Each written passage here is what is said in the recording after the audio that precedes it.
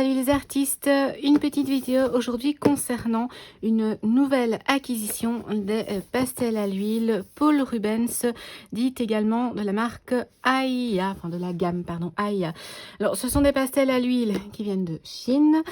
On en parle assez bien sur YouTube, sur la toile et ainsi de suite. Et donc, je me suis dit que j'allais essayer ça, tester un petit peu, voir le rapport qualité-prix, voir ce qui est intéressant et également ce qui est faisable avec ces pastels à l'huile. Donc moi, j'espère ici que j'aurai quand même une qualité, un résultat assez crémeux dans les pastels à l'huile. Je ne m'attends pas à avoir la même qualité que les pastels sonneliers, bien entendu, mais voilà, pour faire certaines recherches, certaines illustrations, certaines compositions, certains dessins au pastel à l'huile, je me suis dit que ça pouvait être un bon compromis, puisque bien que j'ai des pastels Van Gogh, des pastels à l'huile que vous avez déjà vu dans certaines autres vidéos, les pastels Van Gogh manquent pour moi un petit peu de crémeux. Donc je me suis dit, je vais essayer un petit peu quelque chose d'autre, et de ce fait-là, je me suis offerte la boîte de 48 pastels à l'huile de Paul Rubens. Alors, on va l'ouvrir ensemble. Voilà. On retrouve dedans un nuancier. Donc, tout est en chinois. Hein. Ça, c'est pas compliqué. Par contre, vous avez quand même la numérotation qui est donc avec ce qu'on appelle donc notre système de chiffrement, donc le chiffrement, les numéros dits d'écriture arabe. Et on va donc avoir la possibilité ici de réaliser le nuancier. Donc ça, c'est déjà assez sympa. Le papier n'est pas trop grainé, ce qui est un bon point. L'épaisseur relativement correcte. Alors, ici, on a le petit feuillet, le petit folder, le petit flyers. Voilà, donc ici c'est la boîte de 48, donc vous voyez que vous avez les box en 12, 24, 36, 48, 60 et même 72. Donc je n'ai pas pris la full boîte puisque j'ai déjà d'autres pastels à l'huile. Ouais, on vous dit qu'on peut les utiliser pour superposer, pour faire les touches picturales, pour mixer la couleur sur le support, pour faire des dégradés, pour combiner donc couleur chaude, couleur froide, ainsi de suite, et pour le scratch, donc pour le retrait de matière. Je vous invite d'ailleurs, par rapport à toutes ces petites techniques donc, qui vous sont expliquées ici, qui sont du moins citées, d'aller visionner ma vidéo sur l'introduction de l'utilisation des pastels à l'huile et les techniques pour réaliser vos travaux. Donc je vous mets le lien en barre de description. Parce qu'ici, il ne va pas s'agir de vous réexpliquer comment on utilise les pastels à l'huile, comment ils sont composés et ainsi de suite. Ici, c'est vraiment la découverte d'une nouvelle gamme de pastels. Et voici donc les pastels à proprement parler. Alors, bon, ça a l'air d'être assez gras, assez crémeux au toucher. Voilà. Donc, classé en beau dégradé, du blanc au noir avec les jaunes. Il y en a un ton char.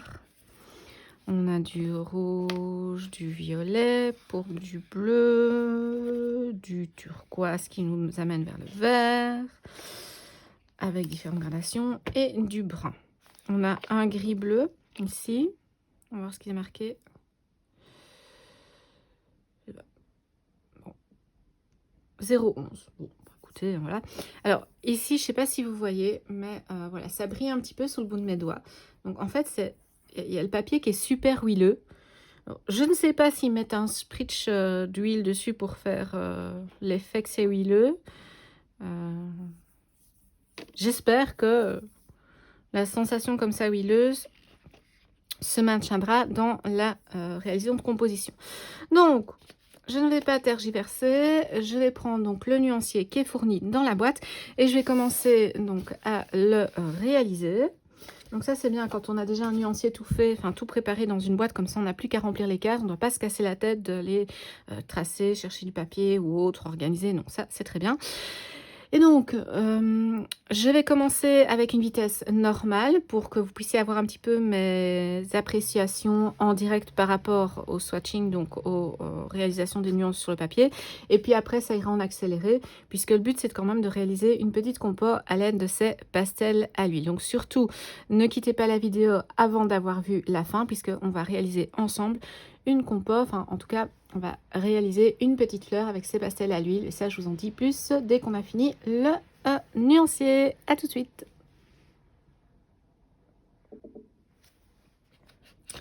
Ok, allons-y. Alors, le blanc. Donc, en tout cas, le pastel, le papier, ici est un petit peu moins imbibé d'huile. Donc, blanc sur blanc, il ne faut pas s'attendre à avoir de grands miracles. Donc, je vais juste faire un petit zoom pour que vous puissiez me voir.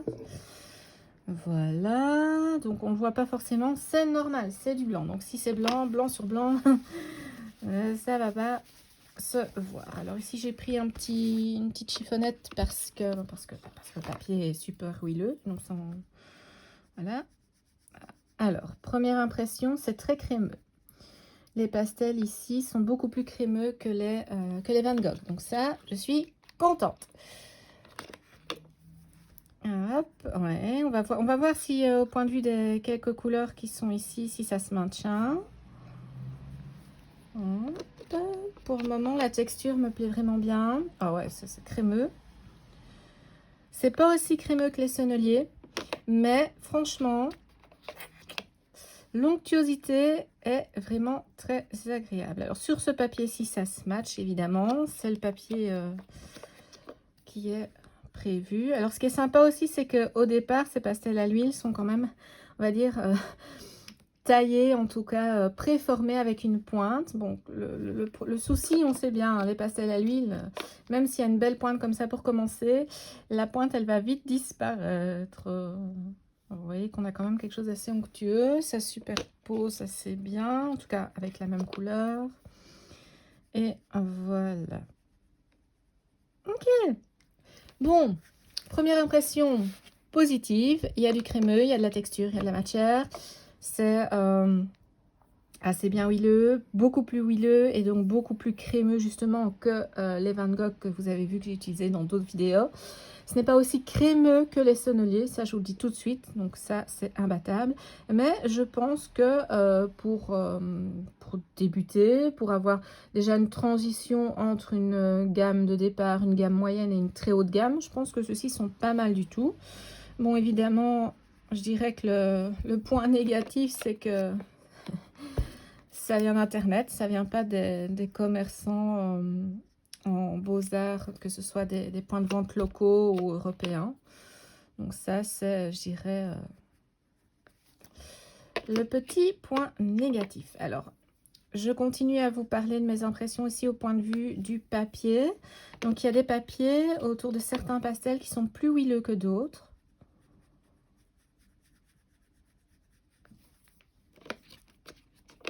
Je ne sais pas si c'est parce que ça doit être probablement le liant huile qui ressort. Je vois que c'est possible. Là, je vais revoir, je vais en mettre un petit peu ici. Voir si... Ouais, ça fonctionne. Je suis étonnée. J'avais beau avoir vu des vidéos, je croyais pas trop au côté onctueux du pastel, mais là, je suis épatée. Bon, alors le reste, je vais vous le faire en accéléré et on se retrouve tout de suite après pour la compo et donc pour la réalisation d'une jolie fleur avec ces pastels à l'huile. À tout de suite.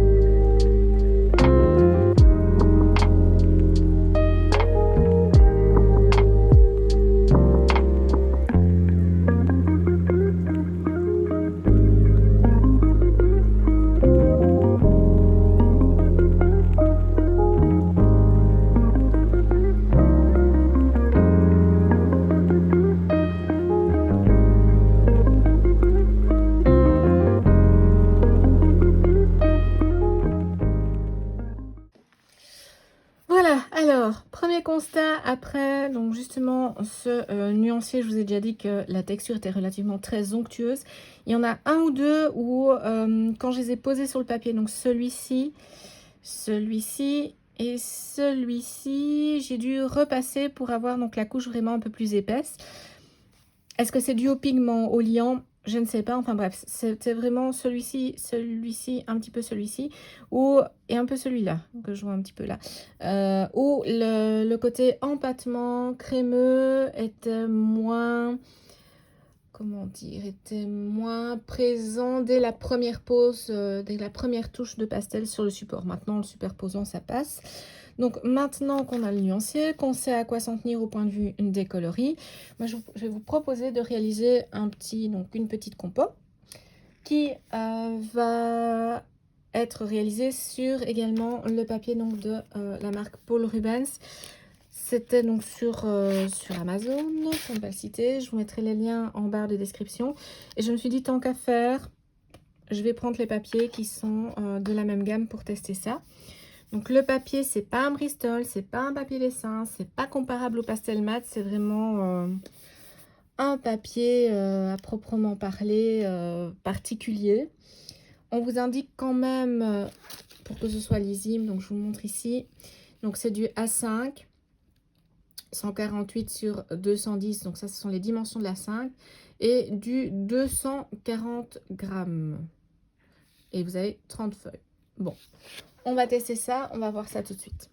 Le temps que je débarrasse tout, que je vous montre ce vers quoi on va partir pour la réalisation. Et puis, on pourra y aller. À tout de suite. Et voilà, donc nous allons réaliser ensemble cette petite composition, une petite fleur avec des couleurs chaudes ou froides. Enfin, je ne sais pas ce que je vais utiliser maintenant, mais c'est juste pour vous montrer le concept de ce que j'avais réalisé. À la seule différence, donc ici, je vous explique quand même, ceci est au pastel à l'huile, ainsi que l'arrière. Réalisé avec des pastels donc Van Gogh que vous avez déjà pu voir dans d'autres vidéos. Et ici donc j'ai utilisé les néocolores. Donc je ne sais pas encore ici dans le cas présent si je vais utiliser les néocolores et le pastel à l'huile, on verra bien. C'était juste pour tester un petit peu ce que ça donnait et ce qui était possible justement si j'utilisais le néocolore et le pastel à l'huile, ce que ça donnait. Alors, vous voyez, je suis allée laver mes mains mais j'ai encore du pastel, donc ces pastels sont vraiment grasses, ça on peut pas le nier. Autre info, ceci j'avais réalisé donc sur une feuille de bloc qui s'appelle donc du papier pour huile, donc c'est du papier pour huile ou pour acrylique, le Figueras de la gamme Canson. J'ai simplement donc coupé la feuille pour avoir un format plus petit, donc du A4 je suis partie au A5, le A5 j'ai redivisé, j'ai donc eu un format A6, voilà. Donc ça c'est pour l'info. Mais aujourd'hui, donc, nous, on va utiliser ici le papier, donc, Paul Rubens, qui est déjà préformé. Donc, justement, ça, c'est bien en format A3. Alors, je vais mettre la petite fleur là. Hops, hops. Alors, j'ai beau avoir un bureau, j'ai beau avoir de l'espace, je n'ai quand même jamais assez d'espace à disposition. Ça, c'est c'est un petit peu, je crois, pour tous les artistes. Donc, je prends une feuille, on a une face qui est lisse, une face qui est un tout petit peu plus épaisse, texturée, c'est très difficile à qualifier. Voilà, je range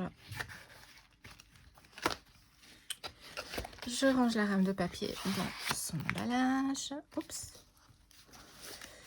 Voilà, ensuite je vais aller chercher mon image de référence parce que, et oui, je ne travaille pas sans un minimum d'images de référence. Et dès que ce sera fait, on se retrouve. Voici, donc la première étape va être de réaliser l'esquisse de la fleur. Ensuite, lorsque l'esquisse est faite, on va réaliser tout simplement le remplissage avec les dégradés, les fondus. Après, ce sera donc le dessin de la feuille sur le côté, puis le remplissage. Et en dernier lieu, on travaillera le fond, l'arrière-plan. Donc le fond et l'arrière-plan, si vous allez voir, vous avez déjà vu la vidéo concernant donc les différentes techniques liées au pastel à l'huile, on va traiter ici avec la technique de l'empattement, mais également du sgraffito. Donc ici, ce sont des nouveaux pastels. Je vous avoue que j'ai pas envie de les utiliser pour la technique de l'empattement, donc j'irai rechercher mes autres pastels à l'huile Van Gogh qui sont un petit peu plus anciennes et avec lesquelles donc je réaliserai le fond. Ça me permettra également de voir comment le pastel Van Gogh réagit avec ce papier-ci. Alors, pour l'image de départ, je pars sur tout simplement, je vous montre ici à l'écran, je ne sais pas si ça va bien passer, voilà. Je pars sur une illustration, donc des dessins que j'ai trouvés sur Pinterest, tout simplement, et à partir desquels donc je vais réaliser la petite composition.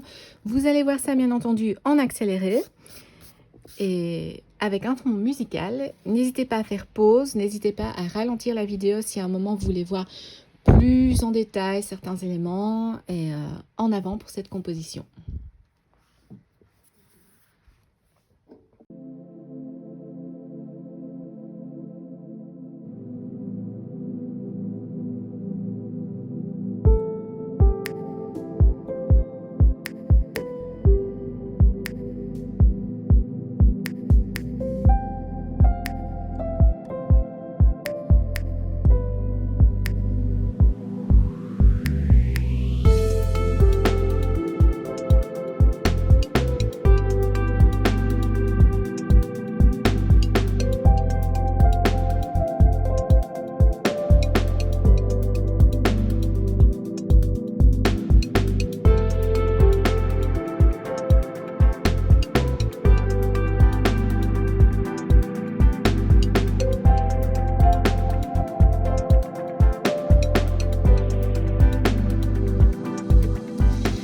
Et voilà le résultat final. Alors, il y a quand même eu quelques petites galères lorsque j'ai utilisé à l'arrière-plan les pastels Van Gogh. Donc, les pastels Van Gogh, voilà, j'avais pu déjà le constater dans d'autres réalisations, dans d'autres compositions, dans d'autres créations, ont un liant beaucoup plus à base de cire. Il y a un petit peu d'huile, mais plus de cire. Donc, les pastels à l'huile, pour leur constitution, allez voir donc la vidéo qui est en lien. N'hésitez pas à regarder cette vidéo pour que vous puissiez comprendre comment sont réalisés les pastels à l'huile. Ça vous permettra ici de comprendre pourquoi on a une différence de résultat. Donc les pastels Rubens qui ont quand même, Paul Rubens, pardon, qui sont quand même le sujet principal de cette vidéo, ont une plus grande quantité de liant huileux, ce qui leur permet d'avoir donc cette consistance, cette onctuosité qui se rapproche de quelque chose de plus crémeux. Et donc, en ce qui concerne la fleur et le feuillage, quand j'ai utilisé donc les pastels Paul Rubens, ça s'est bien passé. J'ai pu faire des beaux fondus, des belles superpositions, des beaux empattements aussi, puisque vous avez vu qu'à certains moments ici, pour revenir faire les petits détails, je suis revenue avec mon pastel plus clair, donc de la gamme ici, pour justement faire ces petits rehauts. Mais ici, vous ne le voyez probablement pas à l'écran, mais il y a un peu plus d'épaisseur, donc il y a de l'empattement. L'arrière-plan, donc maintenant vous avez vu, je reviens donc avec les fameux pastels Van Gogh, consistante beaucoup plus cireuse. Résultat, regardez ici, on a quelque chose qui est moins épais, plus cireux, il n'y a pas d'autre mot. Et donc de ce fait-là, j'ai réalisé le fond avec 2 verres différents. Puis je suis venue, donc vous l'avez vu, avec mon petit couteau à peindre, avec un pastel Van Gogh plus clair pour venir réaliser des empattements. Et au final, donc comme ça ne me plaisait pas, je suis quand même repassée autour de la fleur pour avoir quelque chose de plus précis, de plus profond, de plus intense dans la matière. Je suis revenue avec les Paul Rubens. Donc les Paul Rubens, j'ai pas envie de les utiliser pour le moment à couper avec le couteau pour faire les empattements. Je préfère les utiliser maintenant pour faire les petites touches, comme elles sont quand même récentes. Je préfère donc éviter de les couper au spalter. Maintenant, il faut bien vous dire que c'est une des manières possibles de travailler le pastel. Donc ça, voilà, ça peut arriver par moment dans votre composition que vous ayez envie de travailler comme ça. Donc je reviens à ma fleur ici, donc à l'arrière-plan, au fond. L'effet, donc on voit ici que c'est vraiment beaucoup plus cireux. C'est pour ça que j'ai laissé un petit bord blanc pour vous montrer ici au final la différence. On a quelque chose de cireux. Et puis avec la superposition justement des Paul Rubens, on a quelque chose de plus épais. Et donc de plus consistant, de plus crémeux, qui ne va pas donner cet effet fait ci. Donc résultat, j'ai fait quand même le contour donc de la fleur et du feuillage avec les pastels Rubens, donc toujours dans une gamme de vert. Et ensuite par-dessus, je suis venue donc réaliser des petits traînées, des petits à-coups, des petits, ce qu'on appelle la technique du sgraffito, pour avoir ce retrait de matière à certains endroits. Bon, ça, à la limite, c'est vraiment pas obligatoire. Ça, vous faites comme vous voulez. Moi, c'est parce que je voulais donner un petit effet de texture dans le fond. Et venir vous montrer que justement, on a quand même cette, ce qui peut être intéressant, cette différence de matière entre le pastel Paul Rubens et le pastel Van Gogh. Voilà. Donc, ça se voit à certains endroits, pas partout. Maintenant, je vais le faire en vitesse 1 avec vous pour que vous puissiez voir. Donc, j'utilise vraiment la tranche du spalter et je viens donc vraiment, hop, réaliser ces petits à-coups. Ça permet de donner un petit fond, ça permet de donner un espèce d'effet d'herbage, de feuilles ou autre. Et évidemment, si vous dépassez, vous êtes toujours libre de venir redonner un petit coup d'estompe, donc d'appuyer avec votre doigt sans problème. Les petits excédents, vous pouvez aussi les utiliser pour revenir estomper à certains endroits. Ça va vous donner un petit effet supplémentaire, vous voyez. Donc on a vraiment cet effet, moi je trouve, de feuillage, d'herbage en tout cas. Et donc ça, c'est quelque chose que j'aime bien. Après, c'est tout à fait personnel, hein. Et voilà. Donc, j'espère que cette vidéo vous aura plu, que vous aurez apprécié la découverte de ces pastels Paul Rubens qui sont, donc, je trouve, très intéressants, onctueux, crémeux. Donc, je vous le recommande, franchement, c'est vraiment chouette. Au point de vue du support, le support... Ça fonctionne bien avec le support Paul Rubens, pastel Paul Rubens. Maintenant, après, je ferai d'autres réalisations où je vais utiliser les pastels Paul Rubens sur d'autres supports. Ça me semble normal. Je ne vais pas me limiter à un type de support puisque le pastel à l'huile, il est quand même multi-support. C'est ça qui est chouette aussi. Ensuite, donc, vous avez ici la gamme de, je le répète, de 48 couleurs. Il en existe en boîte de 7, ils vont jusqu'à 72. Donc après, c'est un petit peu en fonction de vous, de ce que vous voulez, de votre budget, des gammes de couleurs dont vous avez envie. Si vous avez des questions, des commentaires, n'hésitez pas à les mettre en barre de tâches. Je vous rappelle quand même que je ne sais pas voir toutes les techniques liées au pastel à l'huile dans une seule vidéo. Donc, vous allez un petit peu en découvrir dans les différentes vidéos qui sont sur la chaîne. N'hésitez pas, si vous avez des questions, à les mettre en commentaire. N'hésitez pas également à liker ma chaîne, ça fait toujours plaisir. Et à cliquez sur la petite clochette pour rester abonné afin d'être averti des prochaines mises à jour de la chaîne et donc des prochaines vidéos qui seront publiées. Voilà, je vous souhaite un bon moment de création. Essayez, testez, ne vous limitez pas, faites-vous plaisir dans vos créations, c'est le principal. Et moi, je vous dis à la prochaine. Salut, bye bye!